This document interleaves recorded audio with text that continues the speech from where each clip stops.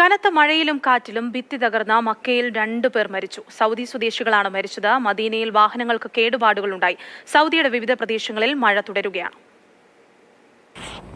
ഒരു വിശ്രമ കേന്ദ്രത്തിന്റെ ഭിത്തി തകർന്നാണ് 19ഉം 15ഉം വയസ്സ് പ്രായമുള്ള സൗദി യുവാക്കൾ മക്കയിൽ മരിച്ചത്. മക്കയിൽ ശക്തമായ കാറ്റും മഴയുമായിരുന്നു ഉണ്ടായത്. മദീനയിൽ റോഡുകൾ തകർന്ന് കാറുകൾക്ക് കേടുപാടുകൾ സംഭവിക്കുകയുണ്ടായി. കഴിഞ്ഞ ദിവസങ്ങളിലെല്ലാം മദീനയിൽ ശക്തമായ മഴയാണ് അനുഭവപ്പെട്ടത്. കനത്ത മഴയ്ക്കുള്ള സാധ്യത കണക്കിലെടുത്ത് ചില വിദ്യാലയങ്ങൾക്ക് അവധി നൽകിയിരുന്നു.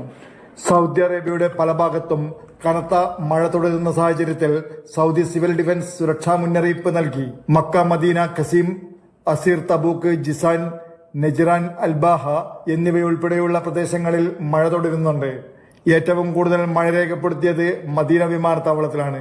സൗദി അറേബ്യയിലെ 8 മേഖലകളിൽ കാര്യമായ മഴ ലഭിച്ചതായി സൗദി പരിസ്ഥിതി ജല കൃഷി മന്ത്രാലയം റിപ്പോർട്ട് ചെയ്തു. അപകടകരമായേക്കാവുന്ന വെള്ളം കെട്ടി നിൽക്കുന്ന പ്രദേശങ്ങളിൽ നീന്തുകയോ താഴ്വരകൾ മുറിച്ചു കടക്കുകയോ ചെയ്യരുതെന്ന് സിവിൽ ഡിഫൻസ് ഡയറക്ടറേറ്റ് ജനറൽ പൊതുജനങ്ങൾക്ക് മുന്നറിയിപ്പ് നൽകി. അധികൃതർ നൽകുന്ന സുരക്ഷാ നിർദ്ദേശങ്ങൾ പാലിക്കുവാൻ പൌരന്മാരോടും പ്രവാസികളോടും സിവിൽ ഡിഫൻസ് അഭ്യർത്ഥിച്ചിട്ടുണ്ട്.